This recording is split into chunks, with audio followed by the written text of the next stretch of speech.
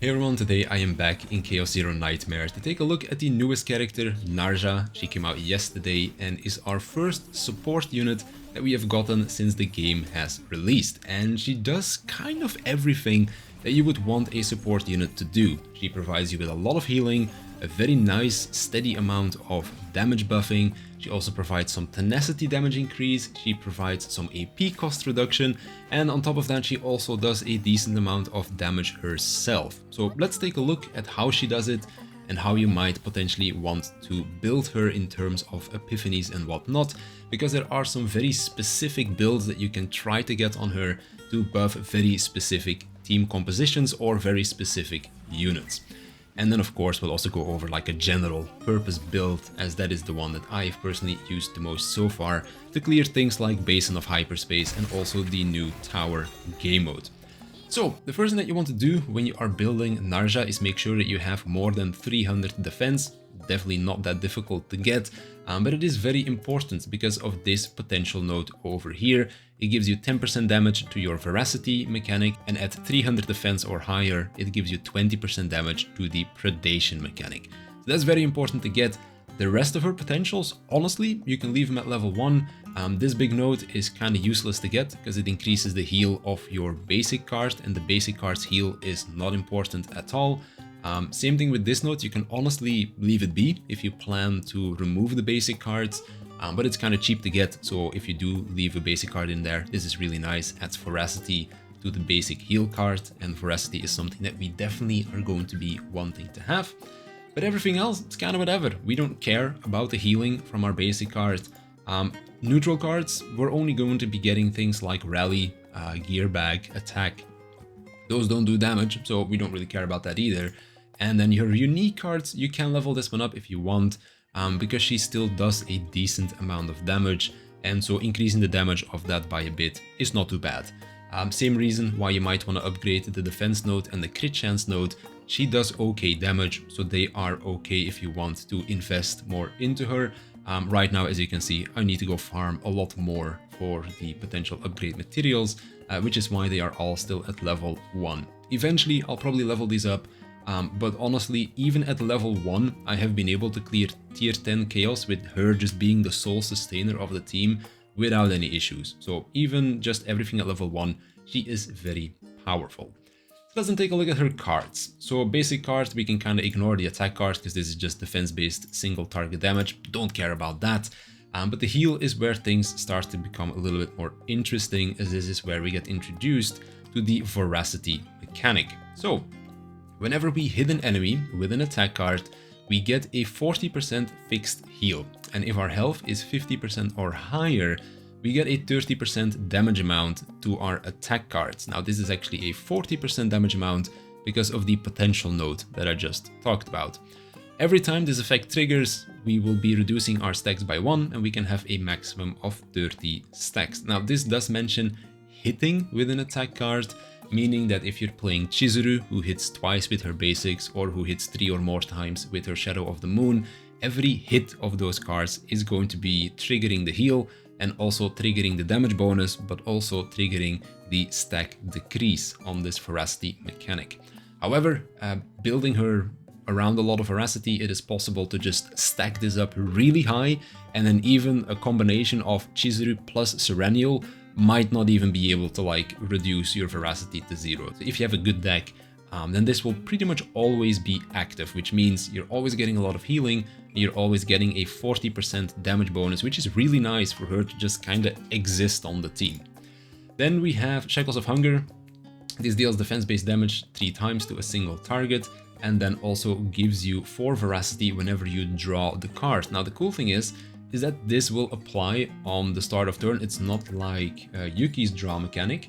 This is just draw the card, however you draw it, start of turn through a draw effect, doesn't matter, you get the 4 veracity, which means that if you, for example, have this little thing over here at the start of battle, discard up to 3 cards, and then draw cards again, if you just draw this card at the start of the battle, you can just immediately discard it again, and you still keep the 4 veracity that the card does give you.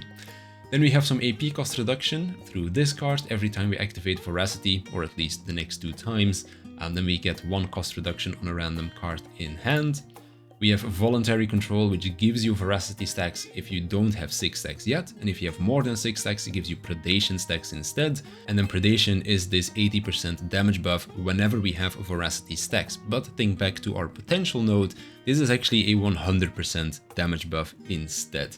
The way it works is simple. You can have as much predation as you want. As long as you don't have veracity, then this is not going to give you anything. But as soon as you get a veracity stack again, then the predation damage buff will kick in as well. And then you will essentially have a 140% damage buff to the next attack card that you use, as long as you have predation stacks active. So pretty powerful stuff.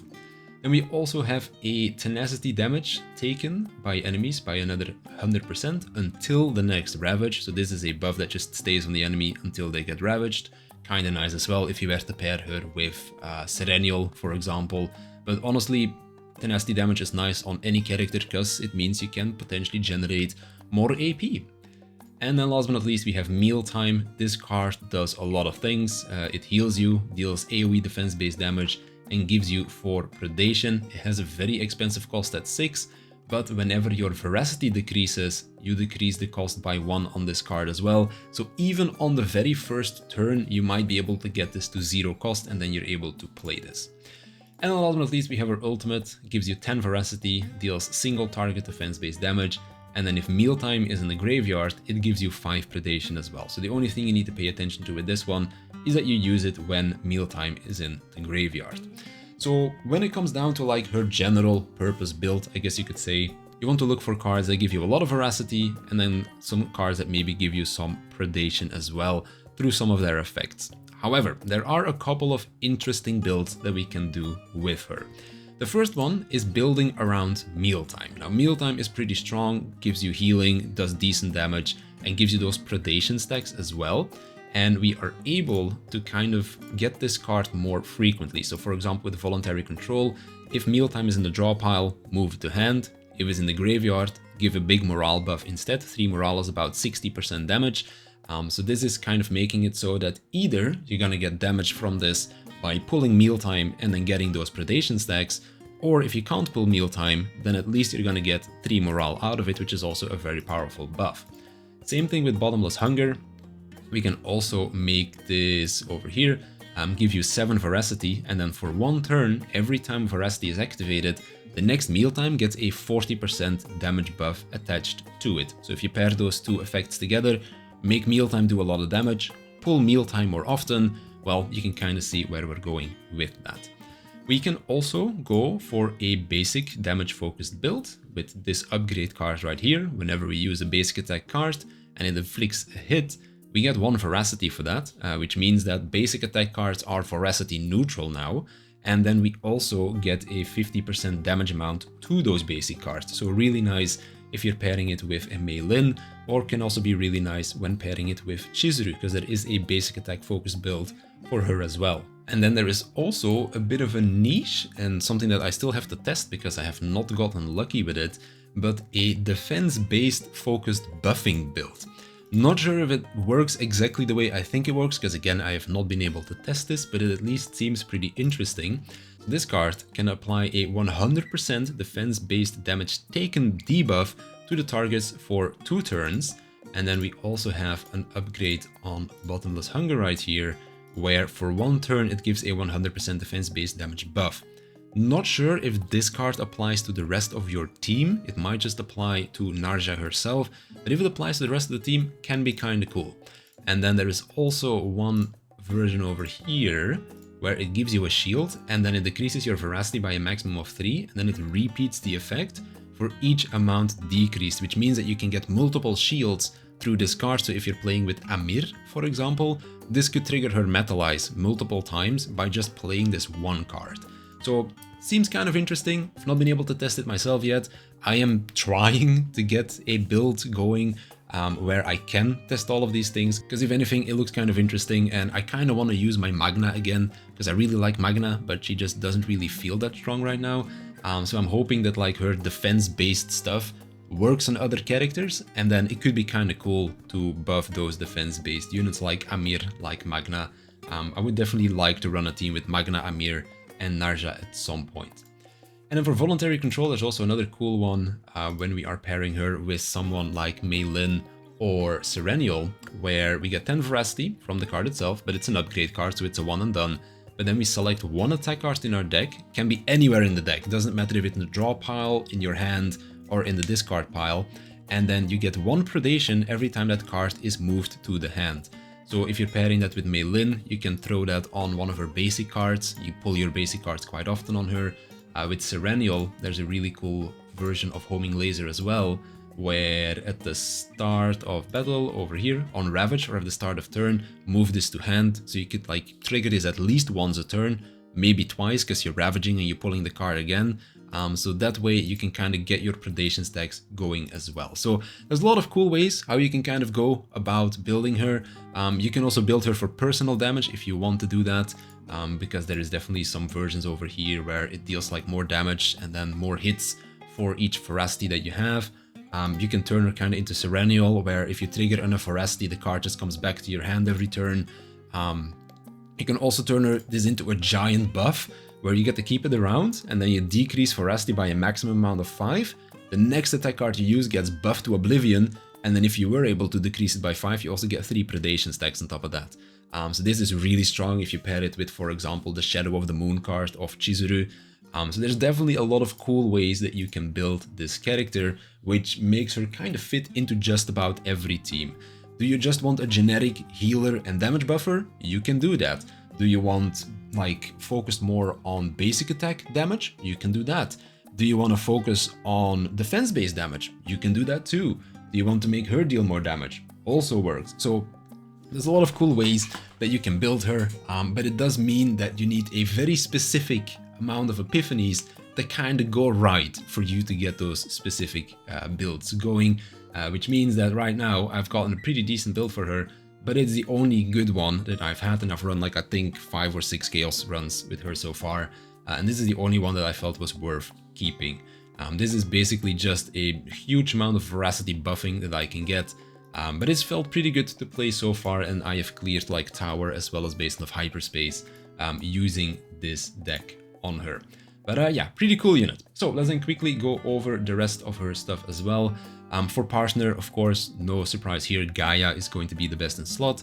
Gives you 8% more defense, gives you a 20% defense-based damage bonus to your instinct cards. And then whenever we use a unique attack card of the assigned combatant with an original cost of 6, we get a 20% damage bonus for the rest of combat. Which means whenever we use mealtime, we get a 20% damage buff. And then her ego skill deals some defense-based damage, single target, and then also draws 1 attack card. Pretty strong partner, but honestly kinda useless if you are planning to maybe pull for like the future, because the buffs on this partner are just so incredibly specific. Like, you get the 8% defense out of it, cool, but a 4-star partner can do this better. And the 20% defense-based damage is only gonna work on, well, defense-based damaging controllers, who are also using instinct cards. And then the final bit here, like unique attack cards of original cost 6, who is ever gonna get that? Like, we might not even see this for another year or two on a controller character. So it's just so hyper specific that I can't really recommend you pulling for this partner. And honestly, you should just use Alyssa. Instead, increases your defense by 12%, also makes you recover HP at the end of battle, and then her ego skill heals you and gives you 1 morale. Pretty nice. So yeah, you're probably just better off using her. Yvonne doesn't really work at the 3-star because the 30% heal only works when you're not playing attack cards, and you do play attack cards quite frequently on Narja, so Alyssa is probably just your best bet. If you have the pulls to spare, and well, honestly, Narja is a really powerful character that fits in just about every team, then you could consider going for Gaia, which is why I did it. Like, I have a lot of leftover pulls, and I am probably going to be using her in a lot of different teams, so that is why Gaia could be worth it for you, but just know that if like Narja ever gets power crept or you decide to not play her, Gaia is not really going to be useful on other characters. So just keep that in mind. For her memory fragments, just get the 2-piece defense set and then the 2-piece crit damage set. That's really the only thing you can run on her, to be honest. Everything else is kind of whatever. But again, her damage is not that amazing. It's okay, but not amazing. So just get enough defense on her and then you can do kind of whatever, like give her crit damage, give her more HP to make you more tanky in Chaos or something. It's kind of up to you, but if you really want to min-max, 12% defense, the crit damage bonus set, and then the last 2 pieces are just whatever. You can just slap on whatever has some really good substats. For egos, again, nothing really worth grabbing here in my opinion. The E1 is good, I would say, because it gives you 6 predation instead of 4. But again, you need to be playing mealtime for that effect to, well, activate. So I'm not really sure if it's all that worth it. And then over here, E2, this one is kind of cool. Whenever your veracity decreases, has a chance to give you 1 veracity back. This could be decent with like keeping your veracity stacks high. But again, like honestly, I'm going to show you my deck over here. I've got so much veracity generation in this deck that even like Chizuru plus Serenial cannot decrease my veracity to 0. So do you really need an E2, like 2 extra copies then to make that work? Not really. So if anything, E1 seems good, especially if you're playing like the mealtime focused build, because it means that you will have a lot of predation stack uptime, and then that will of course lead to a very big amount of damage buffing. But it does require you to pull a copy, which if you're free to play, would not recommend it. If you're small spender, you're probably better off getting like Narja instead, or Gaia instead, I mean, if you want to like invest more into the character. I wouldn't really recommend you to go and pull extra copies for her, especially if you're free to play or like light spender or something like that. But Narja is a very powerful combatant. I can definitely recommend people to at least get 1 copy of her, because she again provides just about everything: healing, damage bonus, okay damage herself, AP cost reduction. She fits in just about any team imaginable, especially if you're able to get those very specific builds going for her, like focusing on the basic attacks, focusing on the defense-based damage, focusing on a lot of veracity generation if you play her with a Chizuru or a Serenial, so that you can keep your stacks high while they do all of their insane amount of hits per turn. So yeah, there's basically a lot of ways that you can build her, and she can fit in just about any team imaginable with the correct build. So yeah, can definitely recommend you to go and get her. And that's pretty much all I had to talk about in this video, so I want to thank you for watching, and I'll see you in the next one.